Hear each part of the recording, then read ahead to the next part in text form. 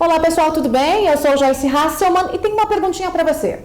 O que você faria e o que você conseguiria em 3 minutinhos? Já imaginou 3 minutos como receita para o sucesso? Parece impossível? Pois bem, eu trago para você um exemplo vivo, né? A cores, aqui, para contar como uma lição de vida e uma história de sucesso em 3 minutinhos. Trata-se de Ricardo Bellino, ele que conseguiu ser ouvido num dia de mau humor de Donald Trump e transformou essa conversa em business. Ele está aqui comigo, aqui nos estúdios do JHN. Tudo bem, Bellino? Tudo bem, Joyce. Prazer. Como vai, querida? Prazer, bom te receber. Enorme estar aqui com você também. Você vai me dar mais que 3 minutos, né? Com certeza. Promete? Tá prometido.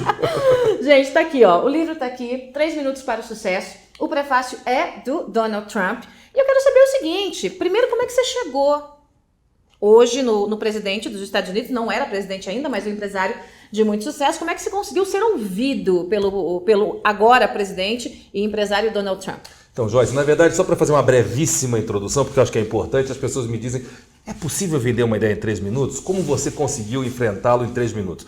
Como foi essa preparação? Então, na verdade, isso demorou quase 25 anos, porque a chave que abriu essa porta foi o meu relacionamento com John Casablancas, fundador da Elite, que eu trouxe para o Brasil aos 20 anos de idade, quando me tornei sócio dele no Brasil. E a construção desse relacionamento de confiança, de parceria, permitiu que ele enviasse um fax ao Donald Trump, me apresentando para que eu pudesse contar a ele uma visão de uma oportunidade imobiliária no Brasil.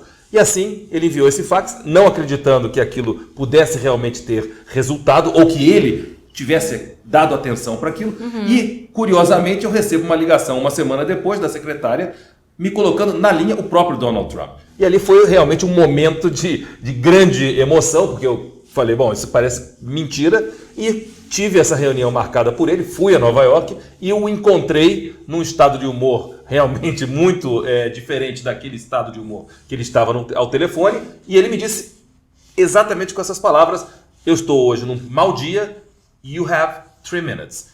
E aquilo me parecia um absurdo, né, completo.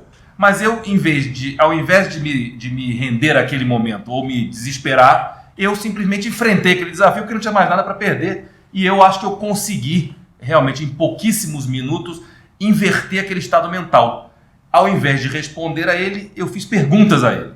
E ele se sentiu muito desconfortável em não saber o que estava acontecendo no mercado brasileiro de luxo, que era representado pelas mais importantes marcas. E quando ele se viu comparado a Ferrari, a Louis Vuitton, a Chanel, e eu com a visão de que ele poderia ocupar este espaço no setor imobiliário, ele abriu, obviamente, um grande sorriso interno, porque tem uma vaidade imensa, e aquilo quebrou aquela resistência, e obviamente essa conversa durou mais de 1 hora, e a partir dali apertamos a mão e fizemos uma parceria que acabou resultando num fundo de investimentos, e enfim, o resto é lenda, virou um livro, um best-seller em mais de 15 países, mais uma grande lição de vida para que a gente possa estar preparado para oportunidades que podem durar 3 minutos ou menos. Tá, mas vamos lá. Quando você chegou lá, né, na sala do Donald Trump, que ele estava com aquele humor azedo naquele dia, não era um bom dia. Não que o Trump seja lá muito bem humorado, né, gente? Eu adoro as ideias dele, aliás, até gosto do mau humor dele. Mas para quem tá batendo a porta de um homem como ele, assusta, né? Assusta. Você espera, pelo menos ali, um pouco mais de cortesia. Você deve ter levado, assim, num primeiro momento, aquela coisa tipo um soco no estômago, né? Bom, eu corro ou eu enfrento a fera? Tem isso, e você ter uma ideia, o tamanho sentido de hostilidade silenciosa, ele nem se levantou da mesa. Deixou você em pé, tipo, fale aí onde eu você tá. em pé, no meio da sala, e ele sentado. Então, aquilo realmente parecia um teste para o aprendiz. Porque realmente era uma coisa que parecia câmera escondida, pegadinha.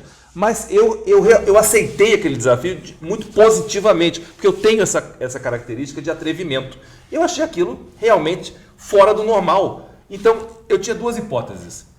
Deixar passar os 3 minutos, constrangido, descer, tomar 2 garrafas de vinho e falar mal do homem, ou tentar inverter o quadro. Eu consegui, eu acho que isso foi uma grande lição da minha vida.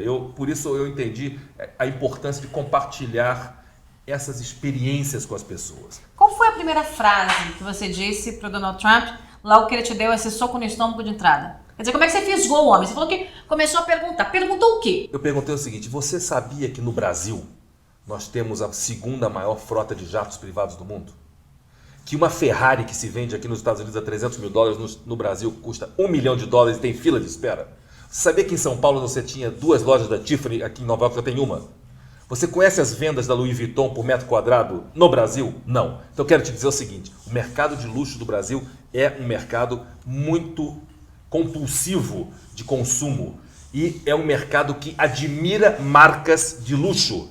E você está perdendo tempo de não ter a sua assinatura no Brasil ainda. Pronto, quando ele se viu comparado a esses cenários que ele não conhecia, porque desconhecia realmente a realidade brasileira e muito menos a realidade da indústria de luxo. Então eu acho que esse benchmark me ajudou demais a quebrar essa resistência.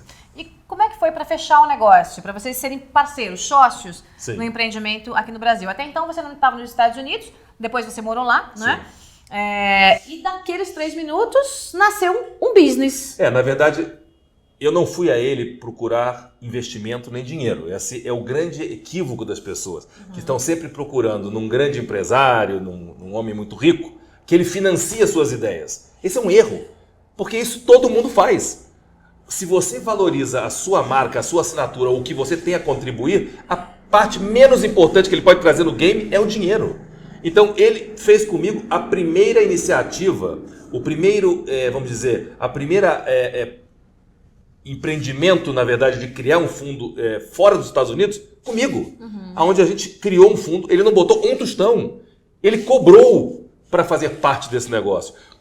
Só que o que ele agregava de contribuição, de ativo àquele negócio, era fantástico. Por quê? Porque os investidores queriam ser sócios do Donald Trump. Então a gestão desse tipo de ativo e gerir ego é fantástico. Eu acho que esse é o grande arte da negociação. É saber fazer a gestão de egos quando você tem esses players na mesa. E aí você conseguiu o Trump como investidor? Não, como sócio da iniciativa, chancelando o fundo, colocando a sua assinatura, captamos recursos, compramos propriedades, acabamos inclusive desenvolvendo projeto de licenciamento, enfim. Depois o processo ao longo dos anos acabou tomando outros rumos e eu naquela ocasião tive uma oportunidade, uma oferta dos meus investidores de comprar minha participação, eu tinha uma participação importante, foi quando eu decidi dar um salto e fazer um ano sabático na ilha de Key Biscayne, em Miami, que acabou se tornando uma permanente residência que eu fiquei durante 11 anos e agora resolvi ir para Portugal para um novo desafio. Deu para ganhar uns milhões então nessa parceria com o Trump? Deu para nós realizarmos alguns bons milhões. Gente, tem oportunidade, sucesso, 3 minutos. Não tem que ter vergonha de fazer. Que é isso, gente, né? Não tem que ter vergonha. E viva o capitalismo. Por favor, Por favor, estamos aqui, temos que pagar a conta. Exatamente. E o livro, tá? Isso aí se transformou em livro, prefácio do Donald Trump. Desculpa te interromper. Vamos lá. Já te interrompi. Já me interrompeu? É isso aí, gente. Mas tudo assim, bem, quem tudo faz. bem. Ao vivo assim. A gente Vai. Não, mas para te explicar rapidamente. O que aconteceu, como eu não acredito em coincidências, mas em sincronicidade, Trump estava à beira de lançar o seu projeto na televisão, era também uma aposta. Ele, como apresentador do Apprentice, era uma discussão que acabou se tornando um grande sucesso nos Estados Unidos.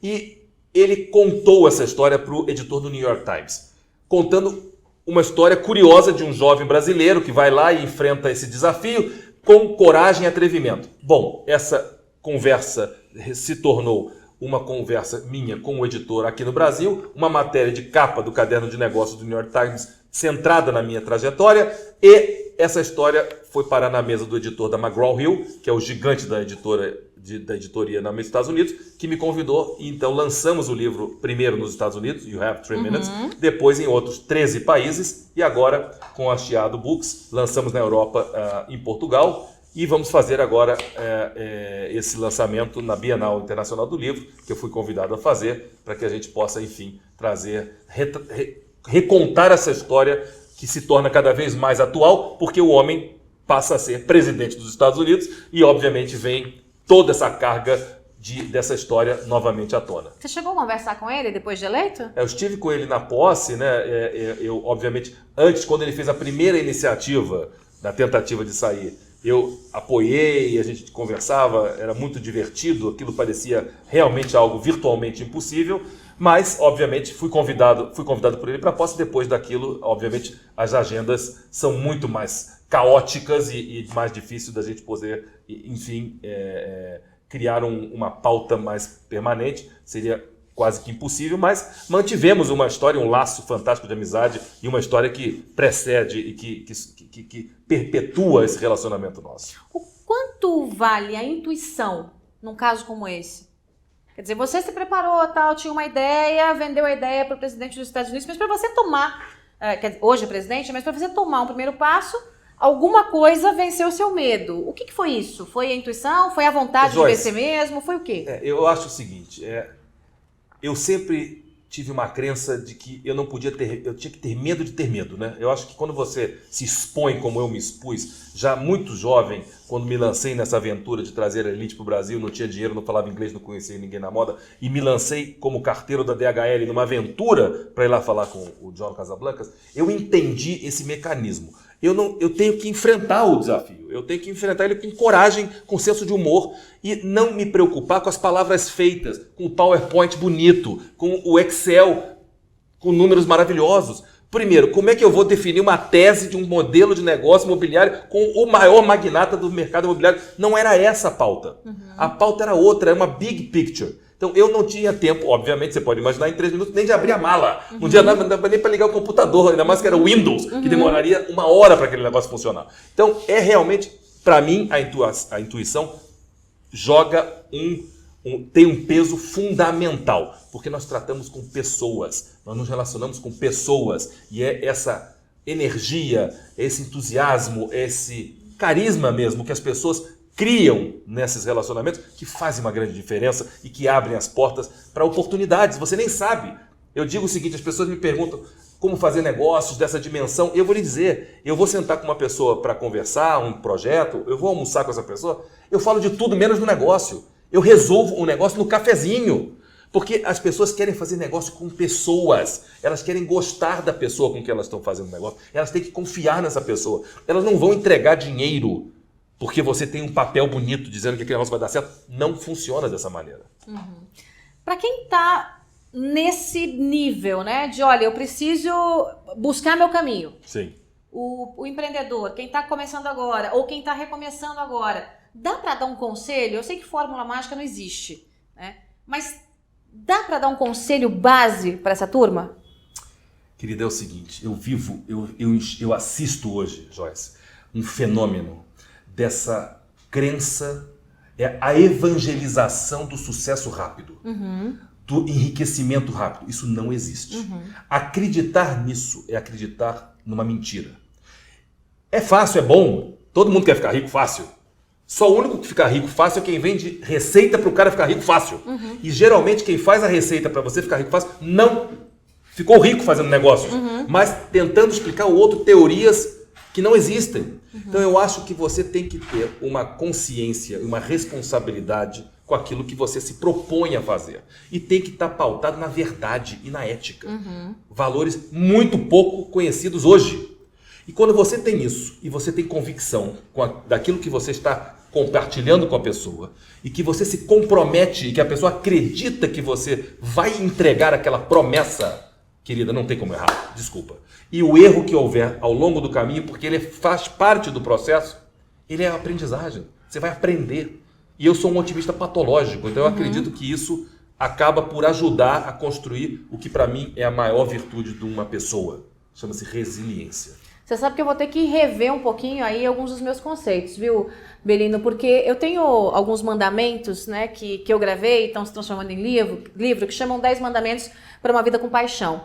E um dos meus mandamentos é: você tem 12 minutos. Não roube o tempo de ninguém e nem deixe que eu roube o seu tempo. Mas 12 minutos é uma eternidade, perto de 3 minutos. Né? As pessoas já falam, mas Joyce, como é que eu vou convencer em 12 minutos? Eu falo, 12 minutos e acabou. Eu trabalho com comunicação, então você tem que ter um tempo limitado para convencer o seu ouvinte, o seu leitor, claro, né? Aquele que está te consumindo pela internet e tal. Então, 12 minutos é uma eternidade. Para o Donald Trump, 12 minutos dá para fechar uns 4 negócios. Olha, só para corroborar com o que você está falando, nós vivemos uma transformação da mídia e da forma como as pessoas consomem mídia. Sim. Qual é a média de span de atenção de uma pessoa assistindo um vídeo no YouTube? Querida. É 3 minutos. É isso. Acabou. As séries estão mostrando isso, mudou o parâmetro, os formatos, as pessoas não consomem mais como consumiam. E nós temos que estar antenados para se comunicar. Acontece, e eu tive um debate ontem sobre isso, a partir de um grande projeto de educação que eu tenho em sociedade com o Janguier Diniz, que é um dos maiores empreendedores da educação no Brasil, fundador do Grupo Ser Educacional, que é o seguinte, meu amor, o digital, ele não pode substituir a experiência, a relação com as pessoas. Sim.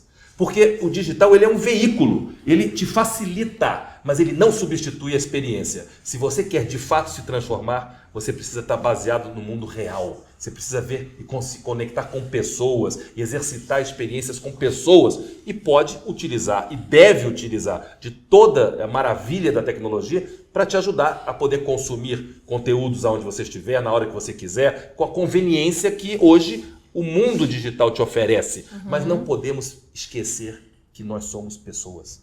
Nós nos relacionamos com pessoas, nós beijamos pessoas, nós comemos e bebemos coisas reais. Nós precisamos viver isso. O amor tem que ser sentido. Ele não pode ser simplesmente utópico virtual. Isso não existe. E quem não se conecta com isso, não se conecta com figuras, por exemplo, como um personagem como Donald Trump e consegue sensibilizá-lo em 3 minutos e se tornar uma parte da biografia dele. Porque não simplesmente escrevemos esse livro, mas nos 5 livros dele, após essa história, ele escreveu sobre a nossa história.